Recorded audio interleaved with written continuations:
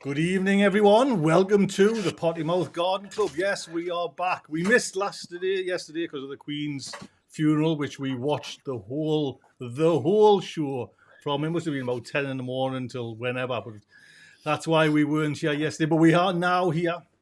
All your gardening goodness is here as well. But before that, a little bit of housekeeping. Our Discord there, don't forget to pop over there. It is getting rather big, that Discord channel. We're rather pleased. I use the same photographs, but that's good. And as you know, we're on a new channel there now. We've got more than 207 subscribers, but still there, still the same picture. And I pulled a picture. The podcast, if you want to listen or re-listen to this as a podcast, there's a link in the show notes, or there will be, and in the kind of live chat. So you can put it in your podcasting little app and listen to this. And that's how I listen to it, because I miss so much. So that's how I actually listen to the show. So welcome. I will introduce my guests after the intro.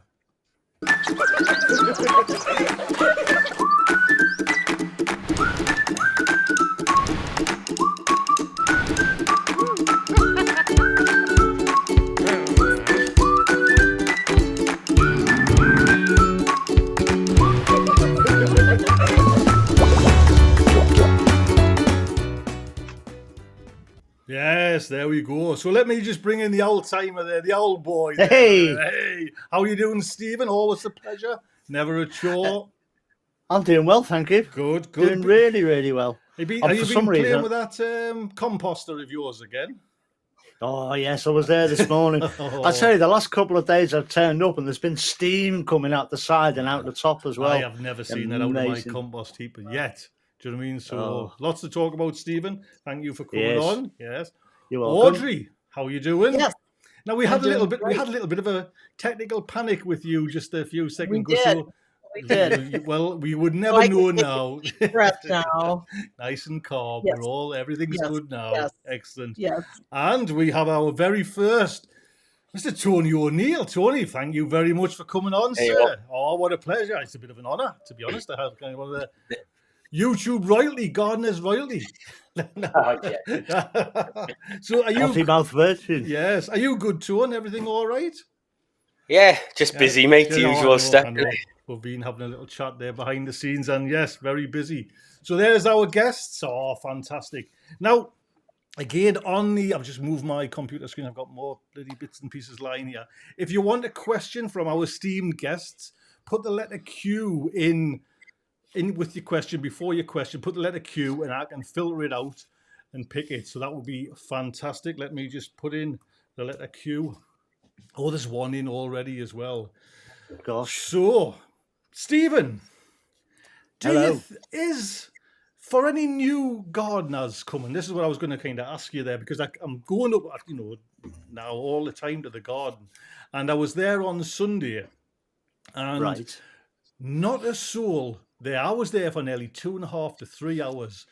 Not a soul turned up at that allotment. And it's, you know what I mean? And I'm thinking, is it just us that are obsessed with gardening? And do you think it's kind of weird, as the season kind of, the natural, normal season wanes? Yes. Are we losing are we losing the enthusiasm for the newcomers, do you think?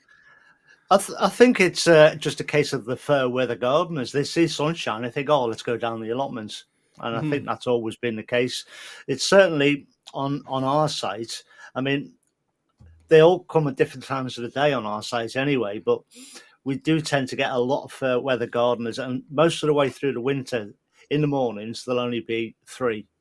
That's me and 2 others, and that's it. And generally, they stay well in their plots, so I don't see them anyway. So, well, I would have thought just like a Sunday, that's your kind of your golden hour. You know what I mean? Like photography, you've got a golden hours, and just not a soul, and it's quite a nice size. Do you know what I mean? And you kind of just think, and there's so much. Well, I'm finding there's so much to do. Is that the case for you? Oh yeah, definitely. There's plenty to do, and it's strange actually because I've seen quite a lot of shots and photography of your site, and you've got a lot of polytunnels and greenhouses there. So I'm surprised more people aren't up there over the winter growing stuff. I mean, I'm going mad planting. I've got a 28 by 18 foot greenhouse polytunnel full of food for the winter now, and I'm starting on my next one tomorrow. So Tony, just do you keep think? going. Tony, do you think people are or new gardeners don't realise that we can maybe drag this season a little bit further? Do you think they just think May, June, July, and then we start to run down, or do you think just laziness and they don't get into it?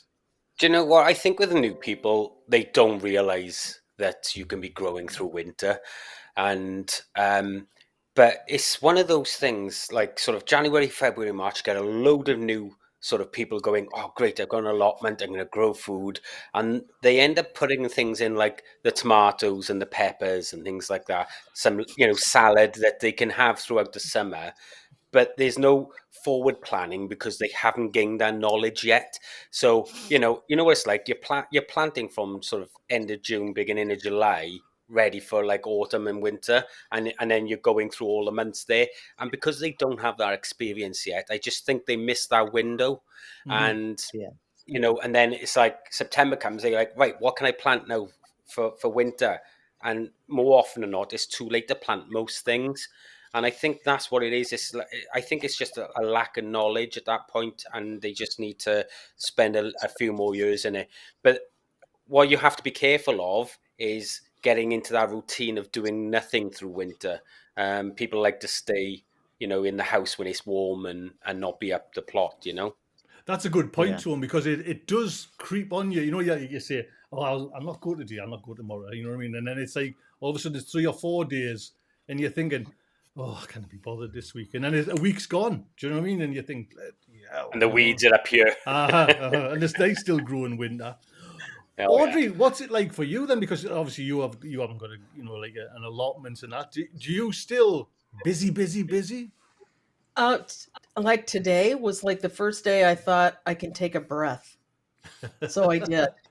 But yeah, and actually starting this week, I'm start planting things that I will be growing indoors all winter Hmm. because I don't have the privilege that you guys do to be able to grow outside. So yeah, I'll have my 4 shelves full of flats that are growing all winter long. Audrey, I've never asked you this, but your neighbours. I'm not going to say what do your neighbours think of you, but are any of your neighbours into like the vegetable garden growing as well as you? Uh, no, however, however, they enjoy that we share the bounty. Uh-huh. And I think my right next to me is going to put some raised beds up in his backyard. Right, So right. yeah, so it's all about, and I have a woman across the street runs a community. I'm going to call it community seed place, a community like if you have extra produce, you can take it there. So and she has these all over the city. And so I donate seeds there every year. If I have a little bit of extra that I haven't like given to someone I know, I just put it over there. And people stop by and pick it up or they drop things off. It's lovely. That's fantastic. Audrey, wait a minute. Let's just. What a hero. Straight away there, lass. What's my idea? I just love that she does it. And she has these little booths all over the city. Oh, that's fab. So, yeah. Fab. I've got a question now. I'm just going to jump straight. I'm missing a couple of questions, but I just want to jump straight into there. And I'll go over to Tony. I'll go over to you there. Can you save potatoes for next year? Now, this is from Stephen Blaze. And Tony, I think Stephen's saying maybe his potatoes that he's growing this year, can he like chip them next year and use them? Or is it always best to go to like a seed potato farmer? Or if you've grown your own potatoes from seed, then there is no issue with it as long as you had no disease of any type. I mean, if your potatoes are full of scab or you had blight or something like that, then it's not really recommended. But if you've grown a good crop of potatoes, now I've been using my own seed for the last 7 or 8 years. Every now and then I'll buy in like a 2.5 kilo pack just to bring in some different diversity, but I'm saving all my own seed for that. And you just need to prepare those potatoes and store them a little bit differently than you would for your eaters. You know, I wrap mine in newspaper. They go into a cardboard box on a single level, and then they're stacked in, you know, a frost-free cold place, you know, and then they covered over with some Hessian sack, and then I'll pull them out then when I'm ready to start shitting. And Stephen, Tony, you've got no kind of issues. I guess you haven't if you've been doing it for 7 years. You never have anything that's kind of you think, I wish I'd brought in a bit more seed. No, I mean, because well, you guys have seen how many I grow. So, you know, I'm always growing. If I find that there's a new variety I want to try or something like that, I'll bring those in. And if I like them, I will keep potatoes back then as seed for next year. And, you know, like this year, I've tried a variety, I forget the name, but it's the variety that McDonald's uses for their chips All right. because the kids wanted to see whether or not we could create McDonald's chips at home. I haven't harvested any yet. That's going to be coming up now very shortly. But those that variety, if they're any good, then I will keep some of them back for seed ready then for next year, and I'll grow them properly next year. Steve, is that something you do? Or because it's something I don't do. Do you know what I mean? It's just like I've never done that. I've always went to a kind of a supplier and getting potatoes. Is it something you do or think about? Yes, I do it every year as well. As Tony says, it's primarily important to ensure that you've got no disease, nothing wrong with your potatoes, before you even consider doing that. If you've got something in the potatoes, it's going to spread to your whole crop in storage anyway. But you certainly don't want to be storing and replanting that problem. Never plant a problem. That's what I would say. Oh, my God! Hey, Here we what a go. steer there. Get that one marketed. But no, I mean, I bought a couple of years ago. I think I bought 10 tubers of this variety I wanted to try called Kennebec, and Audrey will probably know that one. It's American. It's a brilliant potato, and I've kept that going now for 6 or 7 years. Apart from this year, where I don't know what's gone wrong with them, but they all came out mushy. So I'm going to have to buy new stock next year. I do the same with my Sarpos as well. I've been saving them for probably about the same amount of time. And my King Edwards, they're about 3 years old now. So yeah, just keep them. But say you've got to be absolutely positively certain that there's nothing wrong with them. Even seed producers get it wrong at the time. They let things go and into the system, and they'll come through with problems. And I think that's what happened with that variety Condor a couple of years ago, wasn't it? Yeah. I grow Condor. Unfortunately, I didn't have that problem because I keep my own seed, whereas everybody was getting plastered with all sorts of stuff from it. Yeah. Because I kept my own seed because I was growing it as a show potato. I didn't have that problem. I know where to come for some Condor for next year. Then, nudge, you know, like I said, I mean, I think with the likes of potatoes, you know, you just need to make sure. It's like I've grown a variety called Rudolph for 12 years, and I'm still on the same batch of potatoes from when I originally purchased them when I was at my last garden. So, you know, it's and they're fantastic. And I did want to bring in some additional ones just to try and bulk out the variety, not the variety, but the, you know, the sort of genetics. And I found they came from Marshalls, and I found that the ones I've grown that come from Marshalls, they were rock hard when you cooked them. You just couldn't get them to go soft, no matter how long you cooked them for. But yet mine were fine. So there was something going on in the potato, for, you know, in that variety of potato even back then. So sometimes it's a really good thing that you're keeping your own, and I think it comes down to being more self-sufficient. When everybody was having problems getting seeds and stuff when we were going through COVID, I had everything I needed because I'd stored all my own stuff, and a lot of gardeners around me that are doing the same thing didn't have those issues that everybody else was having. Well, I can guarantee this year I will not be keeping any because my seeds, it's just I've had such a bad year with potatoes. It's just like I don't know if I keep on blaming drought, and that might be a kind of cliche that I blame every failure that I've had on any plant this year. as a drought. You know what I mean? I think it's Audrey, compost based as well, Tony, because I had I did a video based at why I think my crop is going to be bad, and I've harvested 8 buckets so far just for the house, not filming. And in those buckets, I've had some okay sizes, but I tell you what, I've had for the first time ever is potatoes that are rotting, turning to mush. It's the first time I've ever found it, and I don't know what's causing it. And it's only on one variety at the moment because I haven't harvested the rest. So until I go through and harvest them all, I don't know if that's across the board, but I've never experienced it before. It's the same with me. I mean, I've had a few. The whole of my Kennebec were gone, and half of my pink fir apples were going that way. And since I brought them home, I've just sorted them out today. Actually, I've thrown another 20 or 30 pink fir apples away today. We're just eating them as fast as we can, really. Yeah. Audrey, So yeah, that's the time you don't want to be saving your own seed. Yes. Yeah. yeah. Audrey, New what about stock next yours? year. Are you getting any trouble with your potatoes? Well, I'm only growing one kind this year. I'm not growing a lot of them, and I haven't harvested them yet. So we'll know soon. Do you ever, Audrey, do the little sneaky trick of putting your hand in like a tub before and pulling out a couple before you're ready to harvest? No, I just wait Oh, and I do. I cheat. It's like dump looking the bucket. it's like looking at Christmas, having a little look inside your kind of. Well, yeah, I do that with carrots, but I haven't done that with potatoes. So Yes. when are you lifting your potatoes? Probably this week. I was going to say you must be I getting think close to. Are the plants died off yet or not? No, and that's why I'm wondering. I mean, we were at 84 degrees yesterday. Mm-hmm. So, and in like 6 weeks, we're going to be frozen. So things are just growing a little differently. It's usually a little cooler by now in September, but it's just hot and things are still going. So I'm letting them go.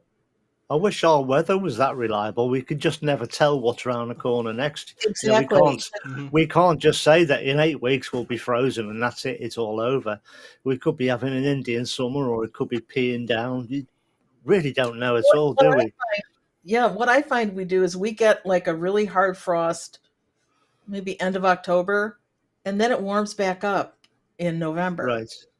And it's like, well, that's unfortunate because everything that could have lived is now dead.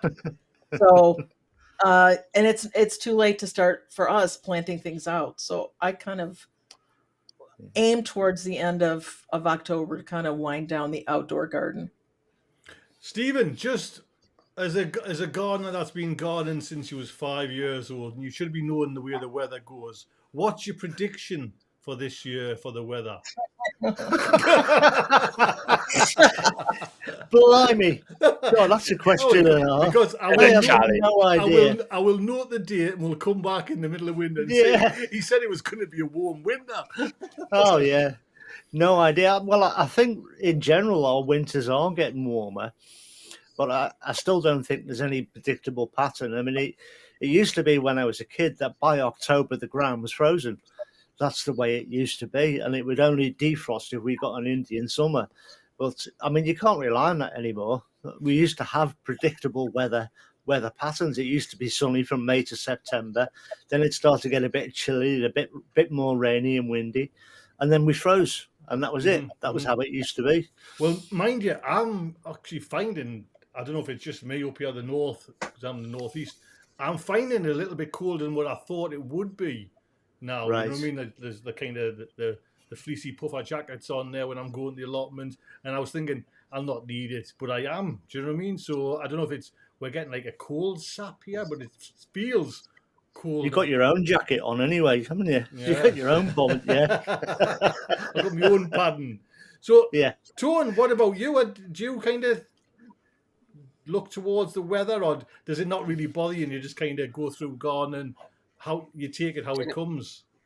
Do you know, you can plan all you like, but, the weather can throw those plans completely out the window every single week.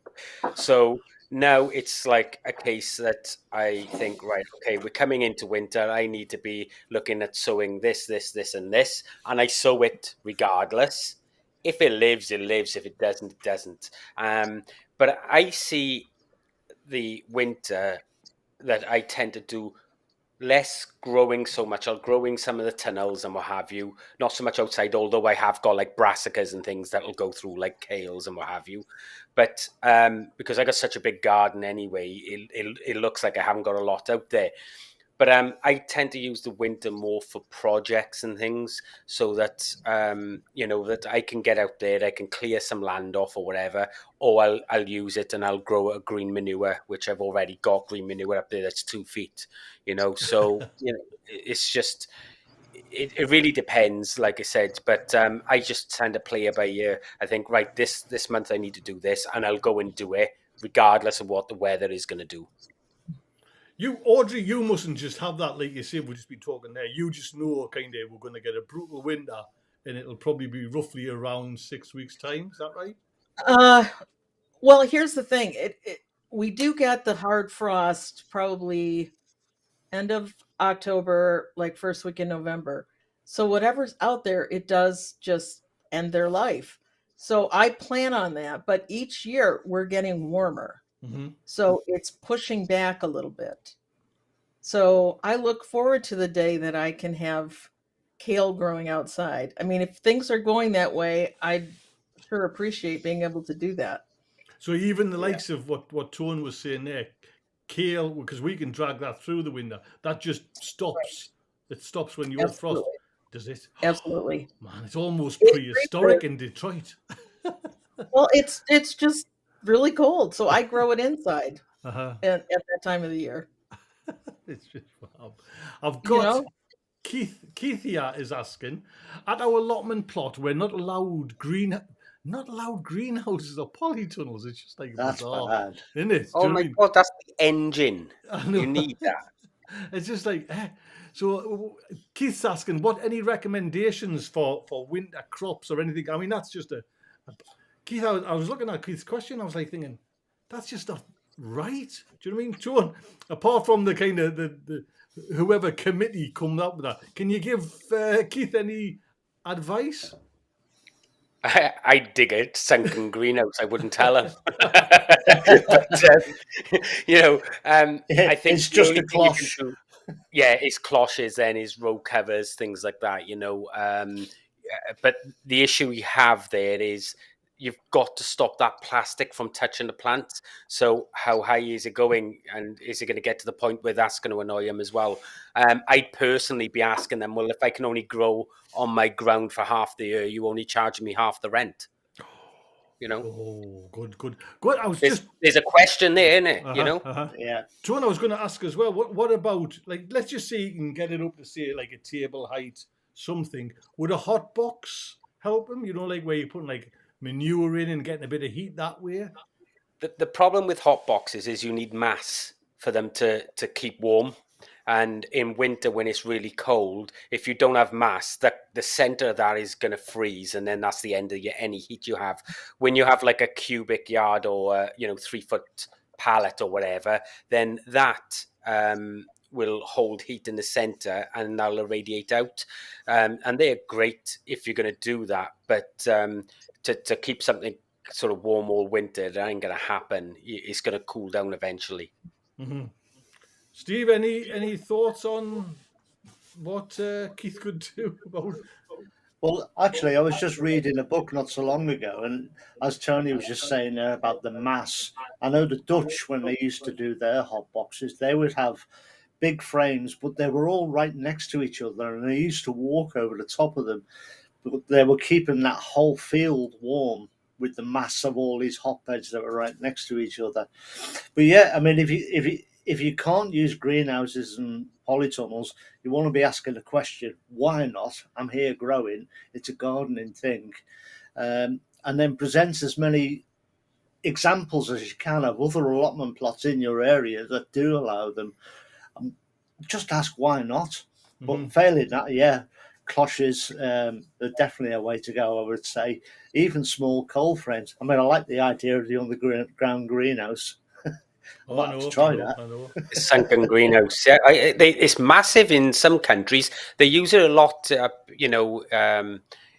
right up in the outskirts of Canada and things like that, because you get the ground heat firstly, and what they're doing when they make these sunken greenhouses is they're digging down meters anyway before that, and they're laying in pipe work so that they bring in that ground heat up into the greenhouse, and then they're just having like a glass roof, and the walls are all rock, and because of that, it absorbs the heat in the day and it radiates it at night, and it's sunken. So you're literally walking down into the ground. Here, we'd probably have a problem with that because of water. Our water table is quite high, but as long as you're raised out of that water table, it wouldn't be a problem.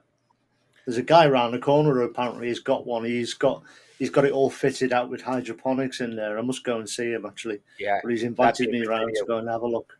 So basically, what we're saying is just get a couple of JCBs. Dig an hole. Yes. What are you doing? Well, you said I can't have a greenhouse. I'm going to have a big hole in my floor. Audrey, have you got any thoughts on that? Because like you say,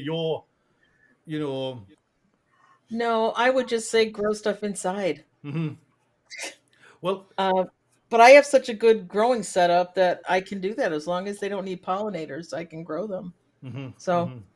No, It was you that actually said that tip. Well, like through the hot spell, bring your seedlings home and do it from home. You know what I mean? And it worked. That's how I'm getting all them crops. So yeah, is it Keith? So you'll have to send me some. Mm-hmm. You could also plant a shelter belt as well, a nice line of hedges or something, just to keep sort of cold winds off you in the winter. So and create a long microclimate. term. Yeah, sort of long term, you could do that and even do it through your plot with, privet hedges in the middle of your plot, perhaps, and maybe things like Leylandii around the outside. It's just a bizarre like that. They're a nuisance. It's just a total bizarre kind of.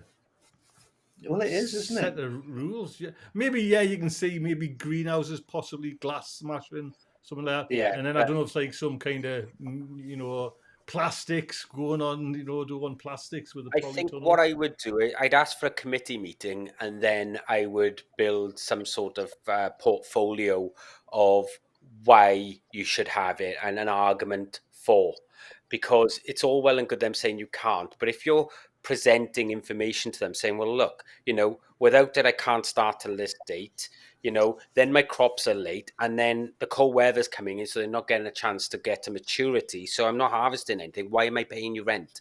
So, and if you put it in a logical way, showing how you can utilize this, it's not just going to be there sat empty all over winter and become an issue for neighbours and what have you. Tell them you're going to keep it under the line, even if you have to sink it down 2 feet like I had to with mine to keep it under the fence line. As long as you're doing things like that to appease neighbours and what have you, then I don't see there being an issue. And you just need to factor all that in your proposal, but take it to the committee. I wouldn't just accept it. I'd have to challenge it. Well, I recommend plot holders as well. Get some backup. Get some other people coming with you and saying it. Well, that's what I was going to say. And then if that doesn't work, I think I'd start looking for a new site. Well, I think we'll all go down there in support of Keith, shall we? Go to his committee meeting. Well, Keith, my email address is on the bottom of all my video descriptions. If you want to email me, I'll put a few bits and bobs together for you that might help with that as well, give you some ideas. Quite happy to do that for you. What a star. Stephen, while you're on, have a quick drink there. I was going to ask you, sir, about my sweet corn, right? So how we were talking, it must have been a month ago, you're kind of aiming for 3 cobs on a plant. Well, what's going wrong with mine? Because I've had all my first set of cobs have come off lovely, and I'm like saying more than happy, huge big things, and yet my second lot of cobs, it feels like they've given all their energy to that first cob, and they're literally half the size. They're all fully like swelled up sweet corn, but they're literally half the size. I haven't even got a third one, and it just looks like they've all went, you have all my energy. Is there anything that's good? Well, I mean, my way of thinking has always been to sort of grow the sweet corn as tall as I can. The more stalk, the more chance I've got of more cobs. and the more feed that's in the ground, the better, because they are voracious feeders. They really are. Yeah, I was So going to say it's a that's nutrition issue. yeah. So that's why I surround man in the early part of the year and put the lid on. I want to grow them up, and to do that, they need all that feed in there, plenty of nitrogen in there, plenty of nitrogen. So things like your chicken manure pellets, something like that, or even just good manure. There's plenty of nitrogen in that. To be honest, I thought I actually had covered me bases with that, but I was just like I say, I was just interested to find out the actual second cob is a lovely little cob. They're just Right. half the size. Do you know what I mean? Yeah. Is I that mean, if what you look at your corn this year, Tony, I mean, I've been watching you a few years now, and every year your corn is getting bigger and bigger. And this year your corn is taller, probably the tallest I've seen. Mhm. So I think you're getting there. I think you need to refine, you need to grow something, and then you need to refine your methods and work out what's Well, going wrong or it's right. Steve, it's funny, because I gave about 12 plants. Because you mentioned, I think it was like F1 Incredibles. You mentioned Yes, they're a great kind of. So I got them this year. And then brilliant. I gave about 12 to the neighbour. Yeah, he already had like a bunch. I don't know what he was growing. He already had a Right. bunch. When he put these. Now, these 12 I give him have like amazing crop. Do you know what I mean? Like way better than kind of his second crop. Do you know what I mean? So it's a great that F1. The are F1s on. Is that right? Am I think about it? I think so, yeah. Yeah, yeah. Well, I mean, I think I said to you once or twice in this season, some of your stuff isn't grown because I don't Because all feel the your in compost. sunflowers. That's why. Because of all the pig and sunflower. I've had Well, there is that as well, but I just don't think that your compost is right. You put so much wood chip in there. I just don't think there's enough nutrients in your beds. That's what I think. see. The compost And is just a carbon, and that's your problem. And if that isn't fully broken down when you're adding that to the bed as well, that's robbing nitrogen out of the soil, which would have been Exactly. used for your plants. What I would do if I was you, Tony, is actually go and do a proper soil test from your beds so right. that you can get a complete breakdown before you worry about altering anything.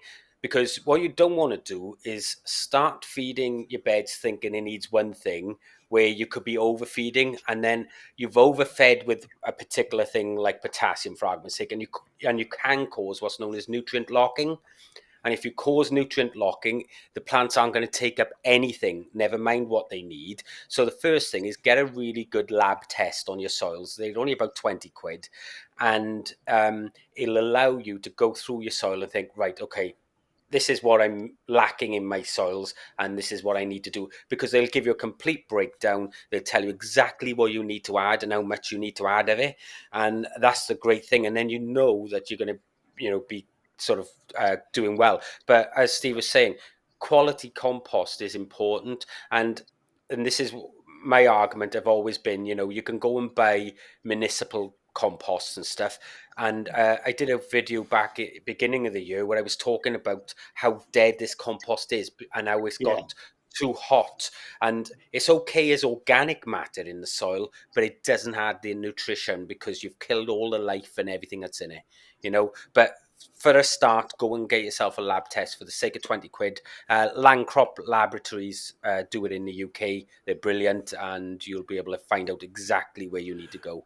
But Does that include a pH test as well, Tony? Because that's probably where It he will wants to break start. down. It'll break down every single nutrient in your soil. So So it'll even the go through, micronutrients as well. yeah, everything, cobalt, the Cool. lot, and you get a sheet. It's about 2 or 3 A4 pages, and Right. in there's lots of columns. It'll tell you the actual nutrient, so whether it's calcium or nitrogen, for argument's sake. It'll tell you what you've got in your soil, whether it's high or low, and then how much of a specific fertilizer you need to add per square meter in order Yeah. to bring it back up to the right nutrient density. I Yeah, mean, I must and admit, I was going to get one a couple of years ago, but they said they yeah, wanted a pound of soil to be sent off for this test. And by yeah. the time I'd sort of done 3 beds, I had like £3 of soil already Yeah, so with a you don't tiny need amount. huge amounts. You don't need huge Yeah. amounts. We're talking like just a pinch of soil. What you have to do is water the soil a bit first, right? And then Right. dig down to about 6 inches where the root system is going to be, right? Where it's going to start, and just take out a little sort of like couple of ounces out of one bed, and then work a way around your whole plot, put it all into one bag and send that off. It's going to give you a generic, but I mean, if one bed is down, they're all pretty much going to be down, right? Because you're going to be growing similar things all around the place there anyway. And what it will do, it'll give you this breakdown. It will tell you about your pH, whether it, whether the pH is at, 6.8 or whether it's at 7.4. It will give you all of that so you know where you are. It will tell you, it will recommend products for you to put into the soil, and it'll have a chemical side and an organic side. So depending on how you grow, like me, I'm organic, so I'd only choose the feeds that are out in the organic section. And it will also tell you for adding things like copperas and stuff like this. So there's just tons of information that you can gain, all for the sake of it, like 20 or 30 quid, whatever it is now. It's a good place to start. Tone, I think you've covered there what I was going to actually ask you then. So I've got 32 beds. So obviously, what you're saying is you can take a bit of soil from each of them beds and get like a broad kind of I mean, look, you don't need to do it on a bed. You could, if you wanted to be that pedantic, you could do it on a bed by bed situation, but that's going to cost you a fortune. But if you get an overall look at your plot, and then you can think, right, as a rule, my plot is this, and this is what I need to put in it. Because, like I said, we all know that feeding less is better than feeding too much. And that's because of nutrient locking. Now, if you're putting too much nitrogen into your bed and it's causing that nutrient locking, well, that's when you see things like blossom end rot and things, because the plant being taking up calcium. That can also be down to a watering issue, but I'm just using this as an example, okay? So you may have too much of one basic ingredient Nutrient. that the plant, nutrient, thank you, I couldn't think of the bloody word. One nutrient that the plant needs, but it's overloaded with it, and the plant shuts down and it doesn't take anything through the system except water. So without that sort of overall look at your plot, you don't understand what you really need to do to bring it back. And I tell you what you'll find is, once you've done that and then followed the information that they've given you, you will see your crops just magically just transform in front of you. And I'm talking, I had corn that was nearly 8 feet high, and I had 4 cobs on it after they'd done my last test. So, it's crazy. And that's just one example, but everything else. And I use them a lot when I was growing the giant vegetables, and that's how I got to know all of that. I was going to say about that. Yeah, because I was advised when I was growing the giant pumpkins, I was told to get a soil test, because I knew the giant vegetable growers, what they do is they do a soil test first, get the soil right, plant the plants, and then later on they'll send leaf samples off so that they actually know what the plant is actually taken out of the soil and what it's lacking in, so you can actually then make a feed directly for what that plant needs. And then usually you're foliar spraying that so that it goes straight to the plant. Amazing. So, because it could be some nutrient locking up, stopping calcium, for argument's sake. Well, you can then go and give it a CalMag foliar spray, and the plant has everything it needs. So, but again, I mean, when I was growing the giants, 67-pound cabbages and 131-pound marrows, and that's because I did those tests initially to make sure the soil was right. But it's like anything else, Tony and guys, is the fact that soil takes time to build. You can put compost in your soil this year. If you don't keep building that, it doesn't, it doesn't go anywhere, because, as you know, compost is consumed by all the microbial life. So really, you end up with very little left in your soil by the end of the year. So you have to keep continually adding that. But I suggest to everybody who's watching, if you want to know and want good crops, go and spend that couple of quid on the lab test. It will save you a fortune in putting amendments into your soil. It does save you money in the long run. So, Tone, just out of curiosity then, when you first did this test, and you got your results back, did it like black and white say your garden was a little bit kind of off kilter. Yeah, so I was at the old garden when I first started doing it. Calcium was practically non-existent. Potassium was really low. It was about 30% lower than it should be. I had boron missing. I had all sorts of stuff. And I had Wow. this sheet, and I had line after line after line that was just red on the sheets, because they give you, it's like color coded. So you got green and red, and then there's like a yellow that tell you it's okay, but it needs work.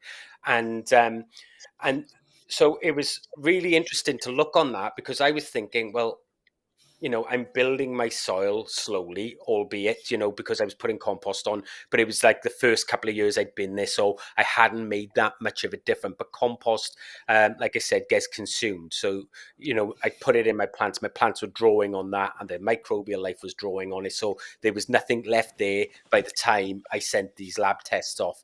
But it enabled me to build a plan of action in which to sort that soil and not overload it with something like phosphorus, for argument's sake, because phosphorus will build up in the soil, and that's when you need to flush the soil out. And that's funny enough, they did that with a soil test I'd done when I built the polytunnel.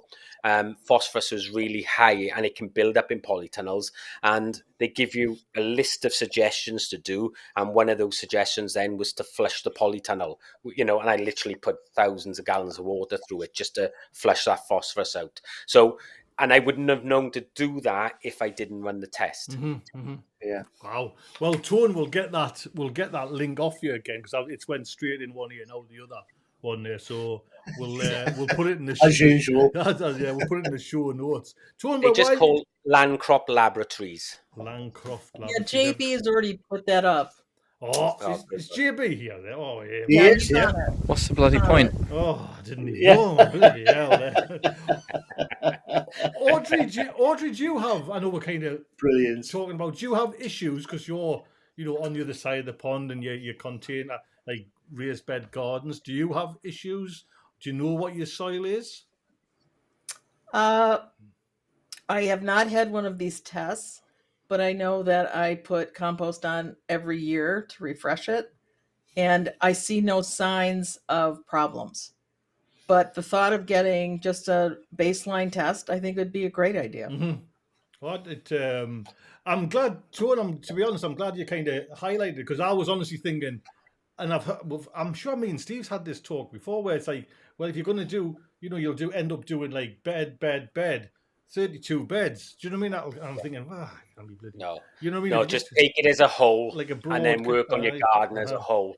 And just for the guys in the US, there's like 10 or 12 laboratories out there that you can go to. So it's easy enough for you. I wrote an article on it a long time ago, so I remember there's about 10 or 12 there for the US too. So it's not like it's just something for the UK. It don't matter where you are, you will be able to find a lab that does soil testing. Yeah. Just while you're there then, Tony, Colin Jones is saying, would you do this testing yearly, or do you think one test is enough? It depends on what you're expecting out of your garden. Like we sort of concluded to earlier on, the giants, you will do a test in the beginning of spring so that you can amend the soil when you're growing, and then you'll test halfway through the growing year, and you might even test towards the end of the year as well, just before show time.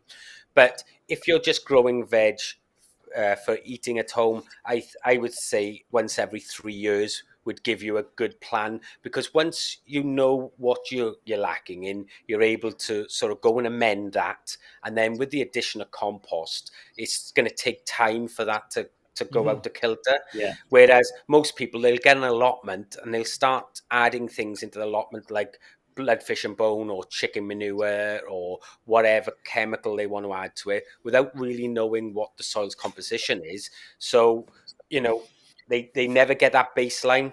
But once you've got a baseline and you put it right, then you might need a test afterwards to confirm it's right. And then after that, every 3 years is fine. Well, Tony, I'll be due one now this year. I can honestly hold my hand up there, like I say, because I think, like I say, me and Steve's talked about it, and Steve said, possible nitrogen loss in mine. So I'm just throwing, bloodfish in board, get it in. What was the other one I was using? Alfalfa like horse feed, you know what I mean? And just like, there we go, we're sorted. I mean, I But must admit, I'm fairly reactive to my crops. If I see something's growing and I can spot a nitrogen deficiency, then I know that bed next year needs that added oomph, if you like. So that's how I've always based my feeding on them. And Apart that's from putting great. a layer of mulch down. And that's great because you know what to look for, Steve. You know, Yeah. for a lot of people now, they, you It's know, who are difficult. starting, and you know, we're going to have an influx of people starting over the next couple of years with the cost of living crisis and stuff, Yeah.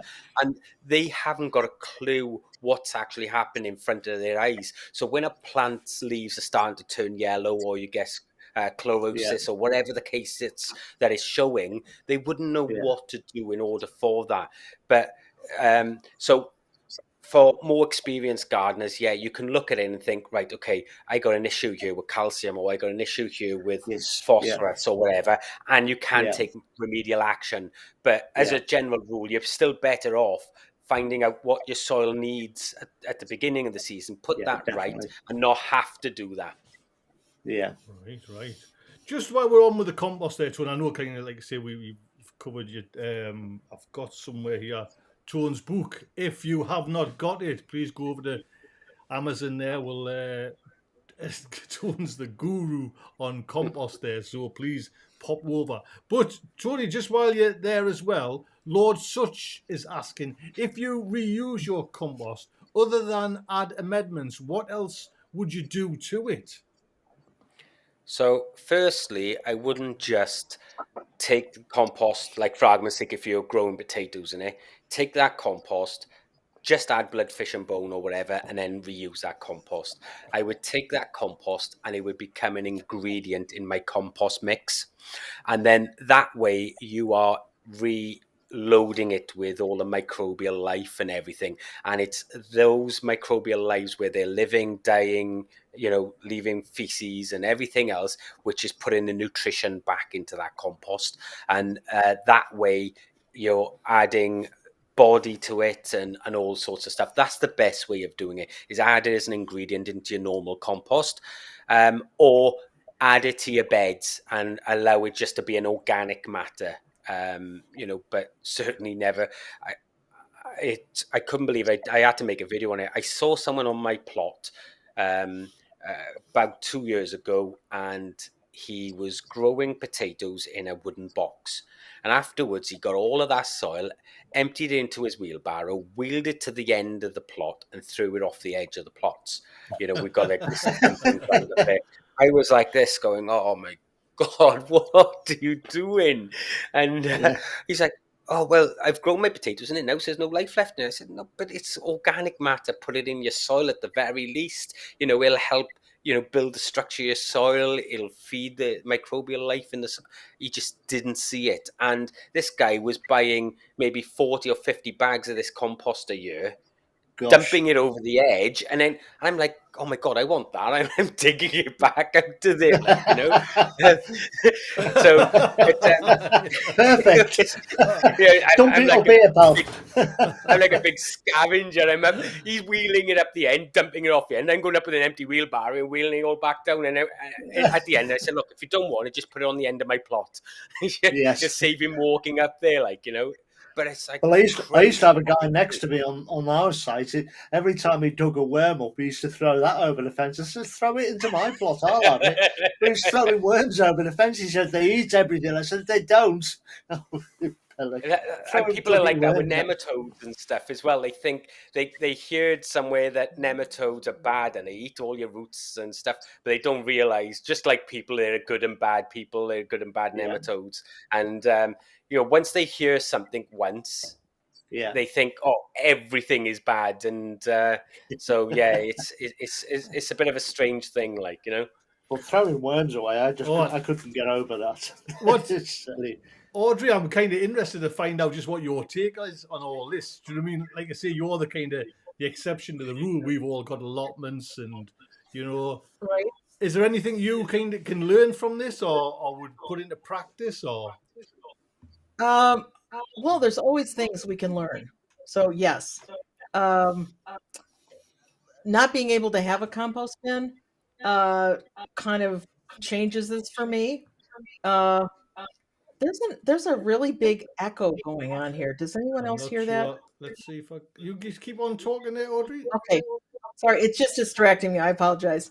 Um, but yeah, I think there's a lot of things to learn here.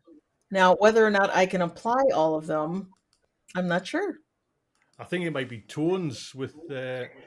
Let me see if I can find some earphones. I was just because normally it's Stephen, but Stephen's a good boy now. I'm all fixed up now. Yeah, I'm Oh, sorted. that's funny. Let's just, Steve, while you're there, then I've got a. We've been talking about this. Is it time? Is there still plenty of time for a new gardener to get stuck in growing stuff now, or is it best just to kind of gather your thoughts, tidy your plot, and look to next year? Look, it's never too late to start anything in gardening, even if you grow something and then it dies in 3 weeks' time because of the frost. It means you've learned something. Mhm. That's vital. And the more you sow, the more you grow, the more you learn. And it's that simple. And it's the quicker that you'll learn how to do things. And when something goes wrong, you come to a place like this and say, I was growing this and then it died and I don't know why. And then people talk about it and then you find these things out. So no, it's never too late. I'm sowing all kinds of stuff at the end of this month. And well, every month. You know what I mean? I sow every month. Yeah, every month. Audrey, what about you then? Will you be sowing right through the winter? Because Yes, I will. you'll be almost cheating because you'll have the perfect environment. I would have thought. Well, I'll Cheating. just be going indoors, but yes, I will be doing that all winter. And just Yes. give some folks like a little heads up. What? Because you're going to grow everything now, or say from the end of like say September, October, indoors. So what will you be growing indoors for folks? I'll grow lettuce and kales and some broccolini. Uh, I will grow some onions, some spring onions, obviously. Um, let me think what else was on my list. Uh, I'll grow peas for shoots. I do a lot of microgreens in the winter. Um, Excellent. yeah, and even radishes will do fine indoors. So yeah, I kind of will throw in anything that I feel like growing at that point Does that it? doesn't. I was going to say, Audrey, does it have like a little special? Because when it's dark outside but you can actually see new shoots growing, and is it a better time for you growing in this kind of winter? Do you feel more like protective about your babies? You know what I mean? Or Well, yeah, it's like when I'm raising them to go outside, uh but they're getting raised to go into the kitchen. So yeah, but it's lovely. So you'll see these shelves behind me will all be turning into grow lights over the next couple of weeks, and that's all going to live so for the you winter. you mentioned spring onions there, Audrey. Then so that you're going to because Mhm. I've never grown spring onions in. Oh, those can grow indoors. Yeah, Yeah, yeah. I mean, obviously, I guess they will. You've got nice heat yeah, and plenty of yeah, light. What yeah. is your electric bill like? Because mine, I was kind of No, throwing electric. no, it's really not. These are very energy efficient lights, and it goes on and off with a schedule. And yeah, it's wonderful. My husband's actually going to run a pipe from the basement up to my grow table, so we have water right there. Uh-huh. This is your Which I'm husband. That's the lighting engineer as well, who crawls around the floor. The yes, ghost. yes, yes, Can I just ask, that's Audrey, is that better? That's yes. perfect. Thank Yeah. you. Right. Sorry. Yes. Sorry. If you'd said earlier, I would have got something I didn't realize. I heard it occasionally, and then I thought maybe it's our Tony here, um, It's funny. but it wasn't. Normally, No, I'm thank you. paranoid about it. You know what I mean? I can kind of, and I didn't even spot Well, I it. thought it was me when I was hearing it. I'm looking at all my links here, going, "Oh my word, is Yeah. that me?"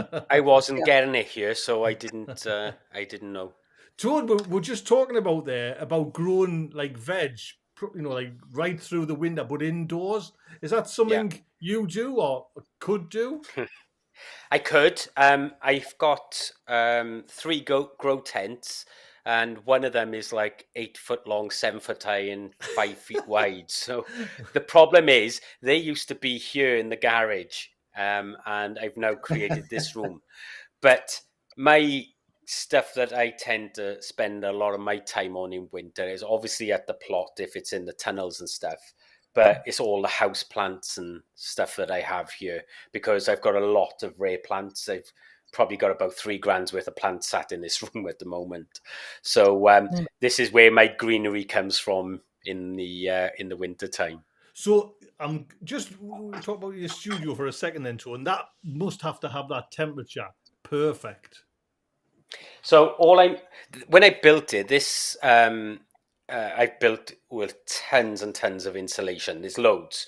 I've got like 12 mil underlay on the floor and then like Hessian back carpet on top of that. And all I'm running it on is this tiny little radiator by here, which is a oil filled radiator. Right. And it's on the lowest setting possible.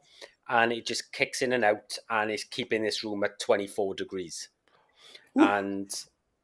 But yet it's hardly ever on. It's not even on now. But it's warm. But of course, I've got lights in some cabinets. I don't know if I can show you guys because this camera's not very good. But I got lights in cabinets over there. I've got to put some lights on the top up there as well. But I've got lights that are normally over there. I got a fan on the floor. I got lights on the floor at the moment to light me up. So there's lights everywhere. But I've got to work on some of the lighting stuff. I've turned the lights off on the ceiling because obviously it's just made me look blue. That's the one thing I've got to sort out now is my proper camera in here just to sort of give me a little bit of colour so I don't look like I've been sat here for like 300 years. So what's the because I know our house is just like say full as well, mind you, too, of like houseplants. So that's my wife's side of things, like all sorts of houseplants. What's the fascination? We've never covered this on the show though. What's the fascination for you then with houseplants? Do you know what? For me, it was always the allotment. And I ended up being given a plant as a present, and it was a pink princess, which is one of the plants I got over there. It's a rare plant, and you didn't see them anywhere. And this plant gave me hell. It died right back to the roots. I was like, oh my God. So I can grow allotment stuff, but I just cannot grow house plants. And when I can't do something, I just spend all my time learning on how to do it. And then it becomes an obsession, doesn't it? It's like anything else once you get used to plants. I mean, I've got like, I took a cutting of one of mine. I've got a plant up in the house, which is a Thai constellation, and it's a big plant now. And I took a 2-leaf cutting, and I was looking at them on eBay the other day. A 2-leaf cutting was going for over £200 of this plant.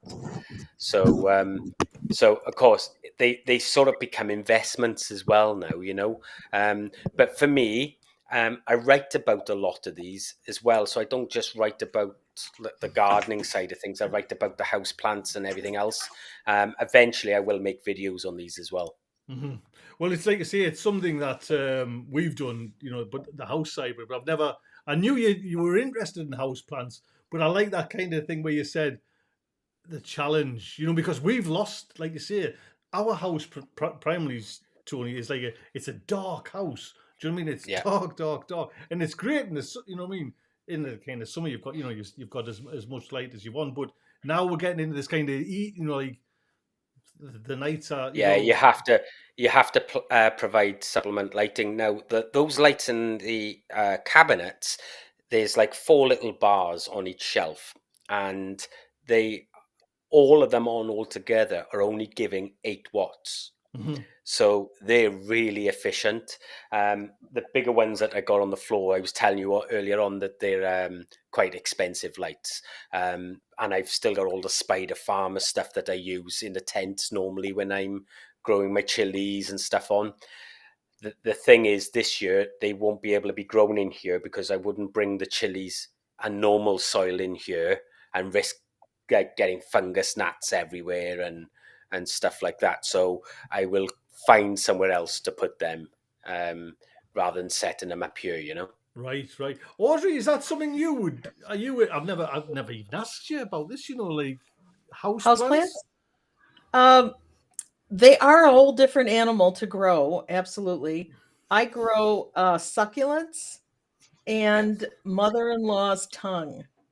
That's about it. You know, Tone, when you actually mentioned about like different prices and that, I was like doing. For some reason, I was looking on eBay for something, and I got, you go down the rabbit hole of like plants and everything like that. And there was one guy on, and he was selling just like, is it the spider plant where they come off the Yeah. little? He was selling one of them for like £3 and 2.50. I thought, oh, that's all right. That's, you know what I mean. That's Yeah. cheap as chips. And then I seen how many sales he had in a month, Yeah. and he was making about 10 grand. And I'm thinking, Yeah. mother chucker. I have. We all have wish lists, don't we? When we have these things, and there's one plant on my wish list, and you only tend to get them as like single leaf cuttings. So I've got like propagating plants here at the moment. Like this one here came from a single leaf cutting. So this is Florida Ghost, Right. and that was a single leaf cutting. Now, that Florida Ghost single leaf cutting cost me around about £120. So that My plant word. there is probably worth about £1,000. However, I was going back to this list that I have, my sort of my want list, if you like, and I found this one plant on eBay last night, which was out of my list. In fact, it was my number one in the list. Is a single leaf cutting that didn't have any roots at all. It just had the node, and it was £6,700. I was like, Holy I mother. won't be having that. And The thing is with Bloody hell. houseplants, they're really expensive. Let me just grab you a cutting if you can hang on a second. yeah, because I was just going to say as well, mind you, do you not think this is, Steve and Audrey, is this like the kind of the Instagram way coming in? Because I've seen like a So lot of this here Instagram going is into a it now. Thai constellation. Right. And this was a 2-leaf cutting I took off the top of my plant. And I've now got it to root. Oh, let's have a look. Crikey. Right. That there will be going into soil very shortly. So it's been sat in water for a little while. I'll just put that down there a moment. And I've literally found a guy who's selling them at the moment, 2-leaf cutting, a bit smaller than that, for £200. My And God. I just cut it off the top of one of my plants. The plant I've got up in the house is probably worth about £4,000 if you look at it at that point, if I was just to keep cutting it and selling them at that price. Where'd you live again? You know what it is? You're not coming. we've got 3 dogs, and we've got a Doberman, Daisy, with like a long tail, and then she'll run up and down the top corridor here. And we've got Yeah. plants all kind of, and she just whips off a leaf. I mean, they're only kind of, B&Q kind of plants, but it's like, you imagine the price. I never even I'd had be gutted. a reason. My daughter just had a new kitten for her birthday, and she was like, "Can I bring the cat down there?" I said, "You got no chance." So the thing's clawing at everything, Yeah. So I was like, "No, the cat just stays out of the office." Wow. Well, that's to be can't be honest, having that's that. and it's actually something like to like say in the winter for people. You know what I mean? It's another kind of avenue to go down. Yeah, well, what I wanted to do with the channel originally was to stretch out that seasonality a little bit for people, because we all know we can make content in winter. There is always something we can make. The problem we have as creators is that there's no one watching. We get our core core of people who will watch every video regardless, but views sort of plummet compared to, for the last 3 months I've been doing about 1.7 million views a month, but that's going to tail right Only off, that. and the thing is, that'll tail right off, and I want to stretch our seasonality a little bit, and I wanted the channel to become a bit more like my website is.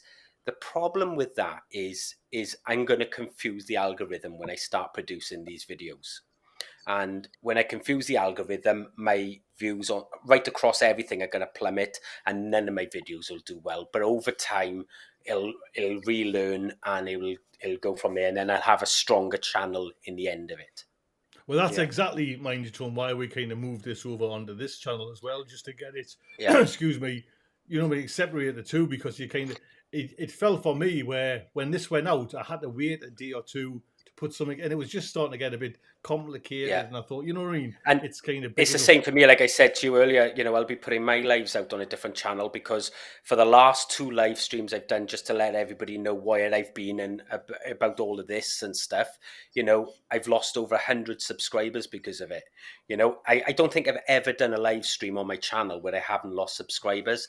Well, you work hard to build your audience. You don't want to lose them just because you're doing a live stream. But I want to do the live streams because it's a way of connecting personally with people. You don't get that from a video. And so what I decided to do was use the second channel I had, which I originally built for shorts. I've just renamed it Simplified Gardening 2. And I'll eventually get all of the I'll get all the banner and stuff sorted for that, and that won't just be for shorts and stuff anymore, but it will be short content, but it'll also be for the live streams, and that way only people who want to watch the live streams will go on there, and then you're not upsetting the audience and everything.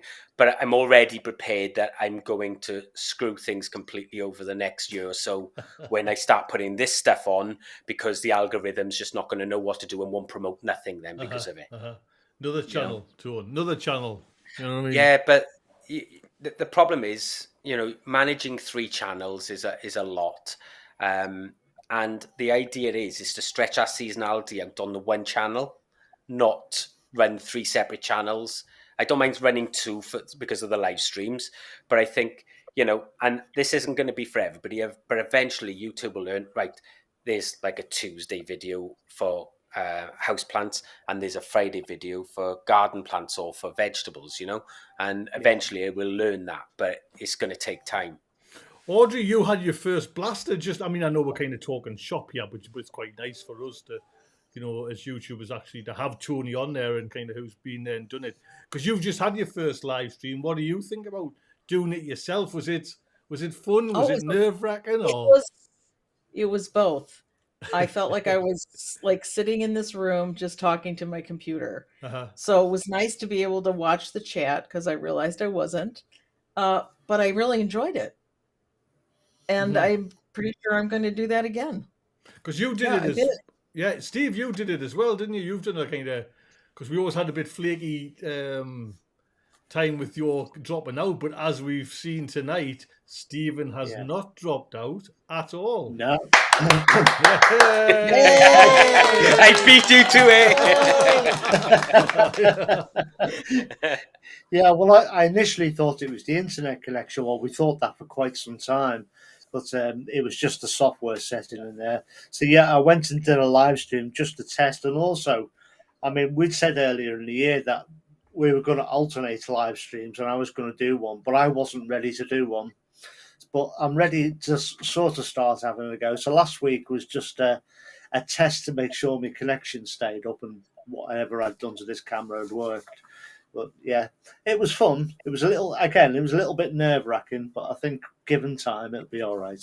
I think, it's just like making any video, isn't it? When you first start learning to make a video. God, I remember when I started making my first videos, my knees used to knock together, and sometimes you think you could bloody hear them, but it just becomes a norm, doesn't it, over time? And it's the same thing with live streaming, I'm sure. But like I said, I purposely didn't do it because I was losing every time I'd done them, and I knew I wanted to put them on another channel, but of course I closed down the old studio, and then I didn't have a studio, and I didn't want to be destroying my living room every time and trying to kick the kids upstairs, and because of the way YouTube was with kids in the videos and stuff. So it had to be then, right, once I built this, and I was able to live again, and then I got rudely reminded that they didn't like that on my channel. So so that made the decision for me pretty quickly. Gosh. No, it's good. I like talking shop. Do you know what I mean? It's what I'm like. We kind of doing this kind of thing. And for me, when we kind of do the live, I love it. But like them, like you say, to them first kind of few, your knees are knocking because it's like spin. I always say it's like spinning plates. You know what I mean? Like the kind of you've got Yeah. that I many think it little helps when things. you got guests as well, Oh because yes, Yes. you can come off each other and you're answering and talking and this, that, and the other. Yeah. And also it gives you a break as the host to go looking in the chat for questions and what have you. When you're That's what doing I that on found. your own, trying to look at the chat and keep the conversation running is very Yeah. difficult. So if you've got guests, it makes life much, much easier. there you've That's why I spoiled me put that funny secret. comment in on your live the other day. Because you Yeah. read that comment out of mine and it just made you giggle. I thought, well, it might break the monotony for you a little bit. And and that's it. But again, and it's nice that people come in and they'll put their 2 pence worth in the chat, or they'll have a laugh Yeah. and a joke with you, and that's nice. And that's, for me, that's what the live is about. Yeah, I want to be able to pass on information because that's what we all do. But Yeah. it's more of a connection, because when I'm on other people's chats, in the chat with them, they see a different side to me that they. And I get it a lot. Was, oh, I never thought you were like that, because you don't come across that way in your videos. Whereas Yeah. I like to take the mic and stuff, and Yeah. but people don't see that in my videos because the videos are edited so much Yes. and what have you. That doesn't come And you've got across, a message to get over as well in the Yeah, video, haven't you? absolutely. That's why you're So doing the you video. have to pick and choose, And Yeah. so for me at the time, the videos were always about, right, putting the information, the story, or whatever it is across to the audience in the quickest possible time, and as make it as interesting as possible.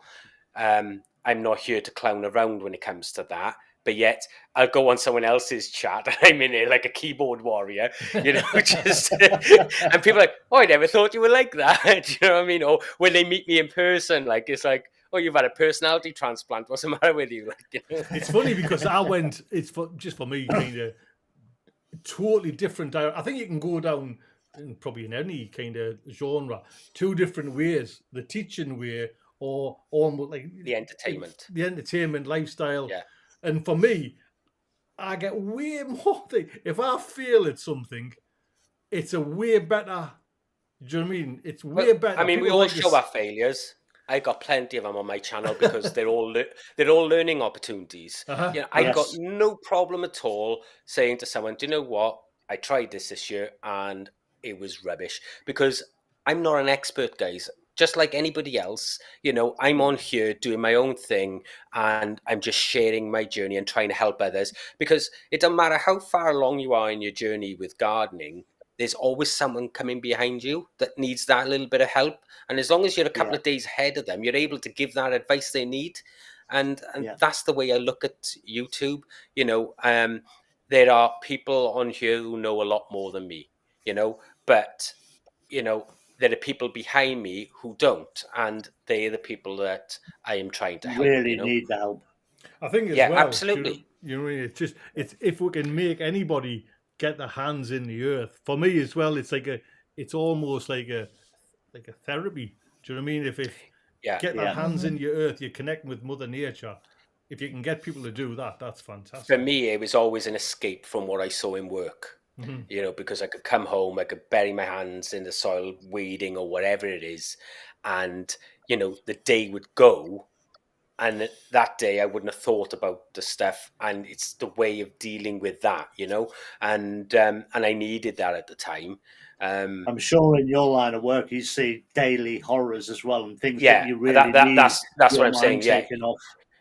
yeah, absolutely. And like, I'll come home for the missus and she'll like, how's your day? I'm going up the plot, and that's all she needs to know. I've had a Yeah. bad day. I'm going up the plot, and that's what I'll go. And I'll go up there, and she may not see me for 8 or 9 hours, and then I'll come home and I'll be fine. And she understands that, and it's what I need to do for my own mental health, and so when I say to people sometimes gardening's therapy, it really is, Yes. but and if I can say to someone, look, this is how to do this, and it gets them excited on growing and everything else, and it can just take that little bit of stress away from them, for me, that's just magic. I'm using me. I keep on using me. I'm wearing me button out. The 3 years I've had it. But it's a Audrey. brilliant decompression tool. It Oh really God, is. And Yeah. that's why I take a flask with me. I make a point of taking a flask. I'm only there for a couple of hours. I don't need one. I can manage without a drink. But if I've got a flask, I've got to sit down and have a coffee. Then you could just sit and take it in rather than looking at it as jobs. You look at it as a garden. And Mine's that's why 100 I feet take a across the flask. road, and I still take a flask about this big. If Audrey, I'm going, over I'm going over there all day. Yeah. Audrey, can Over I just? here, a flask is what you keep whiskey in. Well, that'll do too. Yes, Yeah, I well, know. try that. So when you got one that big, I'm like, wow, Tony, you can really control yourself. Is That's impressive. is it therapeutic Wouldn't for be much you? gardening done, I can tell you. Audrey, is it therapeutic for you then, gardening, or is it just Oh, more like absolutely. putting food on the table? Absolutely. No. I think gardening's more expensive than grocery shopping. It's like any hobby. I just think hobbies are going to cost more. I love it. Mhm. I absolutely love it. And I never get tired of seeing a seed sprout. I never get tired of planting a little seedling into the ground. I never get tired of harvesting something. I mean, it's all this beautiful, I don't want to get goofy here, but it's kind of like the circle of gardening life. I love it. Every bit. Yeah. Seeing what a a new great- seed sprout is like a new beginning, isn't it? So it Isn't doesn't matter that- how it's crap you like feel, seeing there's always that Yes. feeling coming through. Do you know It's what like it a is, baby though? being born. It's gorgeous. Even though, Yeah. Tone, I'm just at this moment, I'm in the process of kind of stripping out the polytunnel. And even that's a lovely feeling. You know, like you've nurtured all these tomato plants and all that. But now I'm just packing them down and I'm getting, and all that's, I love that. Do you know what I mean? To kind I've of got- get that clear out. But you I've know got there's to more do that stuff yet. going in. Yes. Oh, Yeah. there's definitely, I've got to do that yet, and this year, like I said, I haven't sown as much. I'm going to get some stuff sown, but because I haven't been there, like I made the decision, back when I went off with the burnout and everything else, that I was going to build a studio. So I made the decision to just let everything grow as it's growing, and I haven't been there sowing. So through this winter, I'm not going to have huge amounts, although I do have my kales and some of my brassicas already in and what have you. I will sow some stuff now this month for the tunnel and what have you, and I'll put in things like beans and pea shoots and lettuce and stuff like that. Yeah. But I've still got about 40 tomato plants there that are fully loaded that I haven't even harvested yet. And honestly, word. it's a crime, but it's literally because I haven't had the time. It's like this week now, I'm going up to Malvern Sunday and I'm working right up to the day before, But I'll go to Malvern, I'll come home, I got a few days off, then I'll just go through it and I'll just harvest everything. But, I've got so much stuff to harvest up there, it's crazy. But it is nice when you start seeing all that stuff. And for me, it's exciting because now I've got all this stuff I can compost.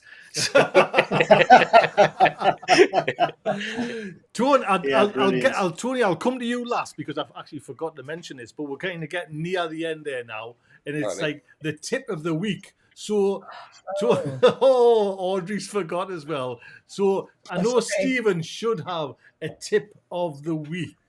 I've always got a tip of the week. I think the important one for me right now, because I need to do this as well, is tying in plants. We're getting now into winter weather, so if you've got things like roses that, they're blowing around like this, they'll break in the winter winds, so get them things tied in. And while you're at it, you can also support things like Brussels sprouts, your kale plants, your purple sprouted broccolis, all those sort of things. Just put a cane in, a little bit of string around, just to give them a little bit of added security. But think about anything that needs tying in for winter so that the winds don't break it. Now, well, Steve, I thought you were going to say your tip Something of the week. else. Yes, I thought your tip was going to be about, when we're going to talk about cardboard and composting. No, I'm going to save that for another day. Oh, is that When right? you've forgotten about it. I'll not When say you've anything. forgotten about it, I'll come back with it and you'll think, oh, that's a brilliant idea, It's a Steve. brilliant idea. We'll keep that one. We'll keep that one then. Tony, have you by any chance got a tip of the week for our viewers? Yeah. So firstly is to when you're harvesting all of your stuff and you've got beds that are empty, I would take some soil out of it first and go and send off for your soil Yes. test. But then I would be looking at sowing green manures on the bed, because that's going to do a lot for adding organic matter. It's going to keep the microbial life alive over winter because you're feeding them. It's going to add nitrogen to your soil depending on the green manure you're fixing. And now's the time to get them sown. So as that bed becomes empty, don't just leave it lying there fallow. Get in some green manure, and that way you haven't got a weed either then in the spring. Thank Right. you, Tony. Thank you very much, lad. Audrey, tip of the week. Yes. Buy Tony's new book. There. Oh, great. There Thank we you, go, Audrey. yes. Well, we've got. Have I got Tone's pod? I'm trying to think. Yeah, I have a. Is it on there as well? So, when can we see then, Tony? You're doing your live shows, just for anybody that's. Yeah, so I'm going to be probably about a week or two now. I need to get like the banner and stuff sorted and make sure everything is sent across on there, and that the studio's finished setting up with the lighting and the other camera and what have you. Once I've got that right, I'll be doing a weekly live show on there as well. Tony, are you a fiddler? Like, you know, when we're talking about we're talking to shop again about the studio and all that. Will there come a time where you think it's set, or do you keep on like tweaking here and tweaking there? And to me, it looks set. If you've seen my allotment, every year I'm doing something major on it, right? And I've been gardening for like 40 years nearly, but I've had this garden for 8. And every time I think it's done, the next year I'm changing something else. I've already got massive plans for the garden. So it's the same thing here. Like, I'll be here, and when you're living with something constantly, you think, do you know what? That could be better. And I'll go and do that. Or this plant looks better over there, or whatever the case is. I think I'll always be doing something new. I'm not sure whether this will stay here, forever. It might be, it might be something else. But I think one thing I do want to do is put camera mounts around the place, so that when I am filming the plant stuff, I can just set up a camera at different angles. And it'll also mean that I can, next time I'm doing a live, I can be sat on the sofa, or I can be, mixed around all my plants or whatever, rather than just sat here rigid, It's you're going down Tony C. Smith. Yes, he is. It's funny because when I was in the hut doing it, I had an outdoor camera. I had about, cameras in each of me grow pod things. I had them all over. Do you know what I mean? Yeah. I mean, if you consider. If you consider like not the live stream I just done a couple of days ago, but like a week ago, the quality of that was so bad you couldn't even see it, and I didn't know. To me, it looked perfect, and that was because I was running on the back of my mobile signal as a hotspot, because down here I had no connection. I'm like 150 feet away from the house at the moment, and I'm like, my brother come on and said, "Oh, you've got a bad connection." I just assumed that it was buffering now and then I looked back on it, and I'm like that, trying to see myself, and it was dreadful. How anybody ever sat 2 hours through it, I don't know. And so I ran a Cat 6 cable all the way down here, and I had 5 days of trying to get this Cat 6 cable connected to the end connectors. They just wouldn't give me a connection. And in the end, I thought it must be the connectors. So I went and bought 2 new connectors, and within 10 minutes, it was working like that. I was gutted. So I spent all this time just trying to get that. And it's stuff like that that just swallows your time, and why I still haven't really been to the allotment. But like I said, I've got the bare basics set up here. I mean, there's plants everywhere. I got shelves up where there's hanging plants all off and stuff. Eventually, there will be mounted sort of cameras around the place that I can just flick, and I can sit down in a specific location and what have you. How far is your garage from your house then? 150 feet. Oh my God! Right. So that's a heck of a cable. Yeah. So I've bought external Cat 6 cable, and I've had to run it. Of course, I've had to drill through my old Victorian terraced wall, which is about 3 feet thick as well. so I managed to get a cable in. I set a box up behind the television so we could just plug in direct from the modem to that.